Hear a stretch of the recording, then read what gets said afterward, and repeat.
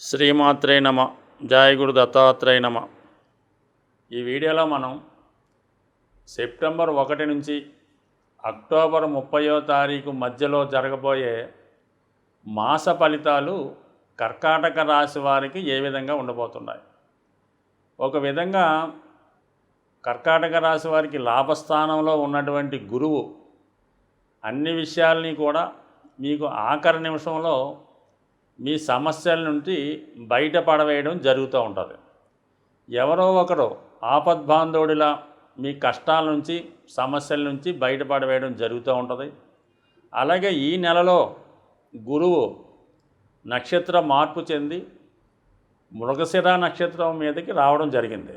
అంటే మీకు కుజుడు ఈ రాశికి యోగకారకుడు కాబట్టి గతంలో కన్నా ఎక్కువ ఫలితాలు మీకు ఈ సమయంలో ఇవ్వడం జరుగుతుంది. ముఖ్యంగా మీకు భూమికి సంబంధించినటువంటి సమస్యలు ఏమైనా ఉంటే పరిష్కారం అవుతాయి. అలాగే ముఖ్యంగా మీ చిన్ననాటి మిత్రులు కానీ, మీ రక్త సంబంధీకులు కానీ, మీ అన్నదమ్ములు కానీ మీ యొక్క అభివృద్ధికి సహకరిస్తారు. మీరు ఏదైనా గృహం కానీ వాహనం కానీ కొనుక్కోవాలన్నా, ఉద్యోగం లాంటివి ఏమన్నా మారాలన్నా వారు మీకు అన్ని విధాలా సహకరించే అవకాశం ఉంది, చాలా మంచి మనస్సుతో. అయితే ఈ నెలలో కుజగ్రహం 12వ స్థానంలో సంచరించడం జరుగుతుంది. ఇది ఒక విధంగా మీకు ఏదైనా స్థిరాస్తి కొనుగోలు చేయడం కానీ, అలాగే ఏదన్నా రుణం నుంచి బాధ్యత నుంచి బయటపడడం జరుగుతుంది. ఒక విధంగా అప్పు తీర్చడం కూడా రుణ విముక్తి అవుతుంది.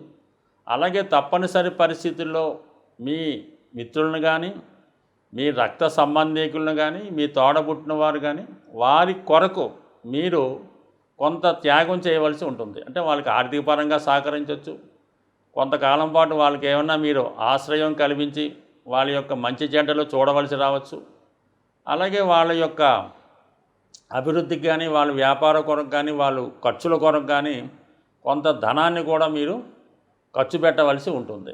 సో ఏదైనా ఇది ఒక బాధ్యతగానే అనుకోవాలి తప్ప వేరే విధంగా అనుకుంటే మీరు దాన్ని ఫుల్ఫిల్ చేయలేకపోతుంటారు.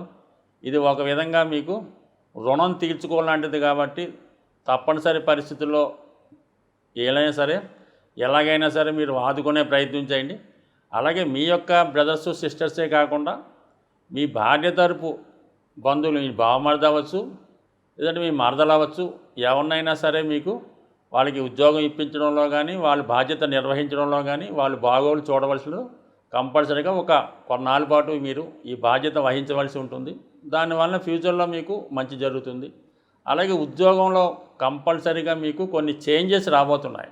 అది ప్లేస్ మారడం అవ్వచ్చు, లేదంటే ఒక ఉద్యోగం పూర్తిగా విడిచిపెట్టి వేరే ఉద్యోగానికి మారవలసి రావచ్చు, లేదా ఏదో విధమైన చికాకుల ద్వారా, చెయ్యని తప్పు ద్వారా ఇతరులు చేసిన దానికి మీ మీద పనిష్మెంట్ రావడం వల్ల అయినా సరే కొంతకాలం పాటు మీరు మరి ఉద్యోగానికి దూరంగా ఉండవలసిన పరిస్థితి కనబడుతుంది. అలాగే వ్యాపార వర్గంలో ఉన్నవాళ్ళు అనుకోకుండా కొన్ని పెనుమార్పుల వల్ల, ఇంకా అదనంగా పెట్టుబడి పెట్టాలనే ఆలోచన వలన అయితేనే, లేదంటే వ్యాపారాన్ని విస్తరించి ఇంకా పెద్దగా తయారు చేద్దామనే ఉద్దేశంతో కొంతకాలం పాటు వ్యాపారం కూడా ఆఫ్ చేసి, అంటే మీ వ్యాపార వ్యవహారాలు క్లోజ్ చేసి మీ యొక్క వ్యాపారాన్ని అభివృద్ధి చేసే ప్రయత్నం కూడా చేయవచ్చు. మరి ఈ సమయంలో మీరు కొంతవరకు ఏదైనా రుణం చేయడం కానీ జరుగుతూ ఉంటుంది, లేదంటే పాత రుణం తీర్చి కొత్త అప్పు లాంటివి చేయవలసి ఉంటుంది. ఏదైనప్పుడు కూడా సంతానం సంబంధించిన విషయాల్లో ఖర్చులు కనబడుతున్నాయి, వృత్తిలో మార్పు కొరకు ఖర్చులు కనబడుతున్నాయి. అలాగే రక్త సంబంధీకుల యొక్క బాగోగుల కొరకు కూడా మీరు ధనాన్ని ఖర్చు పెట్టవలసి ఉంటుంది. కాబట్టి ఫైనాన్స్ ప్లానింగ్ జాగ్రత్తగా చేసుకోండి. అంటే ఎట్టి పరిస్థితుల్లో కూడా వాళ్ళతో విరోధం వచ్చే ప్రయత్నం జరగకూడదు. ఎందుకంటే మీకు అష్టమశని నడుస్తుంది గత కొద్ది కాలంగా. ఈ కారణం వల్ల ఏంటంటే ముందు మీరు ప్రామిస్ చేసి దాని తర్వాత దాన్ని సరిగ్గా నిర్వహించలేకపోతూ ఉంటారు. ఈ కారణం వల్ల మీరు కొంచెం జాగ్రత్తగా ప్లాన్ చేసుకొని మీకు ఎంతవరకు సహకరిస్తుందో, మీకు ఎంతవరకు చేతనవుతుందో అంతవరకు చేయడం మంచిది తప్ప ముందుగా ఒప్పుకొని తర్వాత మాట పడడం అన్నది చాలా క్షమించరాని ఘోరమైన నేరం అవుతుంటుంది. కాబట్టి సాధ్యమైనంత వరకు మీరు సర్దుబాటు ప్రయత్నం చేయండి. మీకు వీలు కానప్పుడు మీ పరిస్థితి వాళ్ళకి చెప్పి వాటి నుంచి బయటపడే ప్రయత్నం చేయండి. ఏదైనా తప్పనిసరి పరిస్థితుల్లో కొన్ని చేయవలసి ఉంటుంది. దాని విషయంలో కొన్ని ఇబ్బందులు వచ్చినప్పుడు కూడా తప్పకుండా చేసుకోవాలి. అయితే ఏంటంటే మనం ఫస్ట్లో అనుకున్నట్టు ఏ సమస్య నుంచి అయినా చివరి నిమిషంలో మీరు దాని నుంచి బయటపడడం అన్నది 100% జరుగుతుంది. అయితే కొద్దిగా అవమానం తర్వాత, మనస్తాపం తర్వాత దాని నుంచి బయటపడతారు. ఇక ధనస్థానంలో ఉన్నటువంటి బుధుడు, రవి అంటే ప్రభుత్వ సహకారం మీకు కంప్లీట్గా లభిస్తుంది. ధనస్థానంలో ఏర్పడినటువంటి బుధాదిత్య యోగ ప్రభావం వల్ల అంటే మీ కుటుంబంలో ఒకరికి ఆదాయం పెరగడం కానీ, వారికి ఏదైనా ఉద్యోగం రావడం వల్ల వాళ్ళ కుటుంబాన్ని నుంచి కొంత దూరం వెళ్ళే అవకాశం ఉంది. అంటే ఫైనాన్స్గా మీకు సహకరిస్తారు, కానీ వృత్తిరీత్యా కానీ చదువు రీత్యా కానీ మీ కుటుంబం నుంచి అది హాస్టల్కి వెళ్ళటమో, దూర ప్రాంతం వెళ్ళటమో, ప్రస్తుతం అందరూ వెళ్తున్నట్టు ఏదైనా ఇతర దేశమో వెళ్ళే అవకాశం ఉంది. వాళ్ళకి అనుకూలంగా ఉంటుంది, మీకు కొంత బడ్డెన్ తగ్గుతుంది, వారి నుంచి ఆర్థిక సహకారం కూడా మీకు లభిస్తుంది. ఫర్ ది బెస్ట్ టైం ఏంటంటే ప్రభుత్వ సహకారం, ప్రభుత్వ పథకాలు మీకు అనుకూలించే అవకాశం ఉన్నది. అలాగే విద్యార్థులకి స్కాలర్షిప్ లాంటిది కానీ, ఎవరన్నా ఆర్థిక సహకారం అందించడం కానీ జరిగే సూచనలు ఉన్నాయి. కాబట్టి విద్యార్థులు నిరభ్యంతరంగా వారి యొక్క విద్యని ఏ మాత్రం ఇబ్బంది పడకుండా కంప్లీట్ చేసే అవకాశాలు చాలా బలంగా ఉన్నాయి. ఇవన్నీ అనుకూలంగా ఉన్నప్పటికి కూడా ప్రతి పనికి మీ మిత్రులు కానీ, మీ శ్రేయోభిలాషులు కానీ ఎవరో ఒకరు మిమ్మల్ని రాంగ్ డైరెక్షన్లో నడిపిస్తూ ఉంటారు. ముఖ్యంగా ఈ రాశిలో ఉన్నటువంటి స్త్రీలకి చాలా వరకు హెల్త్ పరమైన ఇబ్బందులు కానీ, ఇతరుల మాటలు వినడం వల్ల కొంతవరకు సమస్యల్లో ఇరుక్కోవడం కానీ జరిగే అవకాశం ఉంది. సో అయితే మరి ఆర్థిక పరంగా కొంత మనీ కూడా వేస్ట్ అయ్యే అవకాశం ఉంటుంది. కాబట్టి ఫైనాన్స్ విషయంలో చాలా జాగ్రత్తగా వ్యవహరించండి. అలాగే ఈ రాశివారి యొక్క జీవిత భాగస్వామి అంటే వీరు మగవారైతే భార్య యొక్క ఆరోగ్యం, అదే స్త్రీలైతే భర్త యొక్క ఆరోగ్యం కూడా ఏదో విధంగా ఇబ్బంది పడే సూచనలు ఉన్నాయి. అది అంటే వయసును బట్టి, వాళ్ళు చేసే వృత్తిని బట్టి ఆధారపడి ఉంటుంది. ఏది ఏమైనప్పుడు కూడా ఈ మాసంలో భార్యాభర్తల మధ్య ఒక విధమైన ఫిజికల్ ఎడబాటు వచ్చే అవకాశం ఉంది. ఈ సెప్టెంబర్ నెలలో మనకి ఎక్కువగా భాద్రపద మాసం నడుస్తూ ఉంటుంది. ఎక్కువ మంది కొద్దిగా హెల్త్ పరంగా ఇబ్బంది పడుతుంటారు, రాసులతో సంబంధం లేకుండా. అటువంటి వారికి, అలాగే విద్యార్థులు, వ్యాపారస్తులకు కూడా చాలా వరకు వ్యాపారం సరిగ్గా నడకపోవడం, విద్యార్థులు దేని మీద శ్రద్ధ పెట్టలేకపోవడం, వ్యక్తిగతంగా కూడా ప్రతి వ్యక్తి కూడా ఏది చేద్దామన్నా కూడా ఒక శక్తిహీనుడై ఉంటుంటాడు. అటువంటి వాళ్ళ జీవితాన్ని మార్చి మళ్ళా సరికొత్తగా నూతన జీవిత ప్రారంభంగాను, కొత్త జీవితానికి నాంది వాక్యంగా మనకి సెప్టెంబర్ నెల ప్రారంభంలోనే మరి సెప్టెంబర్ 7వ తారీఖున శనివారం రోజు వినాయక చవితి రాబోతుంది.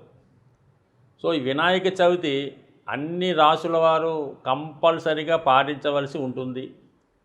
విధి విధానంగా మీరు ఆ రోజు కథ విన్నా వినకపోయినా వినాయకుని దర్శనం చేసుకొని అందులో పాల్గొని వినాయకుని అక్షింతలు మరి తల మీద ధరించడం వల్ల అందరికీ తెలిసిన విధంగానే నిందలు రాకుండా ఉంటాయి, అపవాదులు రాకుండా ఉంటాయి.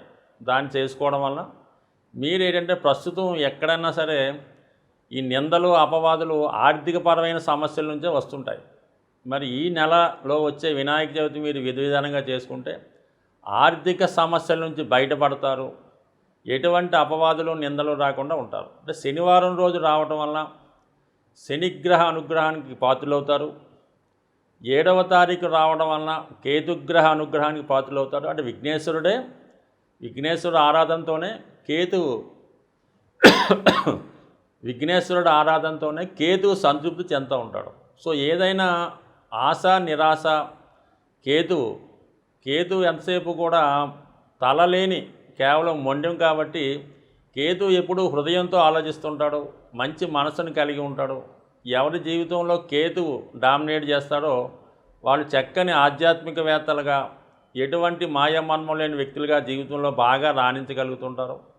కేతు ఆశీస్సులు ఉంటేనే ప్రభుత్వ ఉద్యోగం సంపాదించడం కానీ, విద్యలో ప్రతిభ సాధించడం జరుగుతూ ఉంటుంది. అటువంటి కేతుగ్రహ అనుగ్రహం కోసం ప్రతి ఒక్కరూ కూడా ఈ నెలలో వస్తున్నటువంటి వినాయక చవితిని 100% ఆచరించాలి.